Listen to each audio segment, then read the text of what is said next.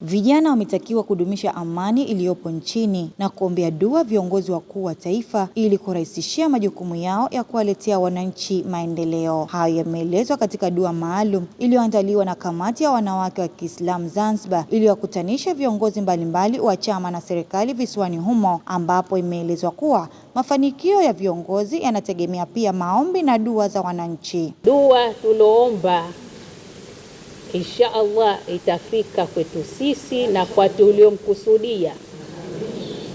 Mama yetu kipenzi, hakuna kitu anachokipenda zaidi ya dua. Sawa sawa na wazee wetu waliotangulia mbele ya haki, zawadi yao kubwa ni dua.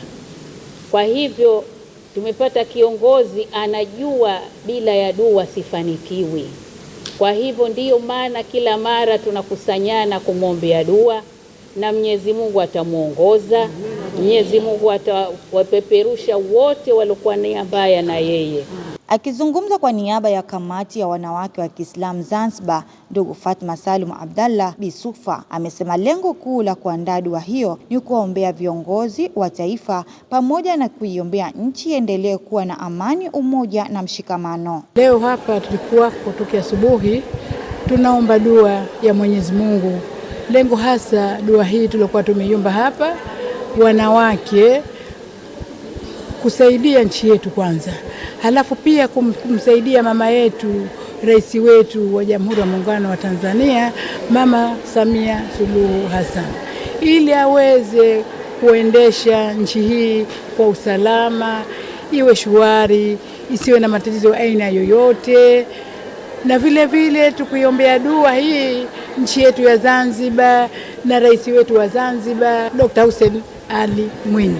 Nao baadhi ya viongozi wa chama na serikali waliohudhuria katika dua hiyo wamezipongeza juhudi za kamati hiyo kwa kuandaa tukio hilo muhimu, huku akiwataka vijana kuendelea kudumisha amani iliyopo nchini ili kuwezesha kupatikana kwa maendeleo zaidi. Kwa kweli viongozi wetu wakuu tunahitaji sana kuombea dua. Wana vita kubwa inayopigwa si kutoka ndani tu na nje.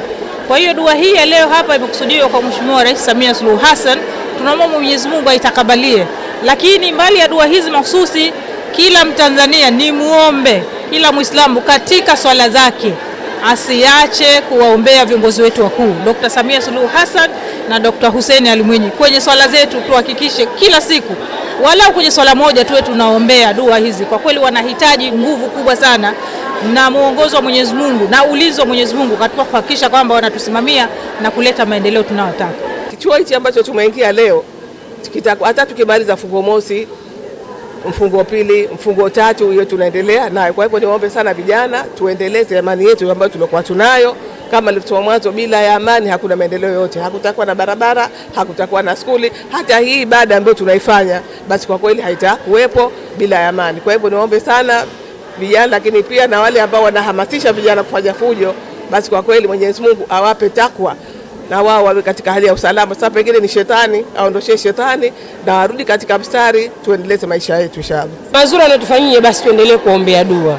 Leo hii kwa mfano Waislamu wanawake wamekusanyika hapa katika kumwombea dua Rais wa Jamhuri ya Muungano wa Tanzania Dr. Samia Suluhu Hassan. Hii maana yake ni kwamba wanawake wanaunga mkono na wanasema wanathamini kile ambacho Mheshimiwa Rais wetu mwanamke amekuwa kikifanya kwa wananchi wake wa Tanzania. Lakini vile vile kwa Dr. Hussein Mwinyi, yale ambayo amekuwa kitufanyia sisi wa Zanzibar kwa wanawake na wanaume, watoto, vijana, wazee wote, kwa ufupi hajatusahau. Kwa hiyo ni wajibu wetu na sisi kuona tunaombea dua viongozi wao ili Mwenyezi Mungu sasa awape wepesi katika uongozi wao. Hii ndio sadaka yetu sisi tulioamua kumfikishia mheshimiwa wetu, kiongozi wetu, mpendwa wetu, mama yetu, kwa sababu sadaka ya dua ni sadaka yenye kudumu na ni sadaka bora zaidi. Na jambo jingine pia nashukuru sana kamati, viongozi kwa kuamua swala hili kufanyika ndani ya wadi yangu mimi. Basi najisikia furaha sana na naamini kwamba kwa uwezo wa Mwenyezi Mungu nao hawa waliokaa na kuliamua hili Allah atawalipa mema inshallah. Dua hiyo inatarajiwa kuendelea kufanyika katika maeneo mbalimbali ya mikoa ya Zanzibar, ambapo hatua inayofuata inatarajiwa kufanyika katika kisiwa cha Pemba.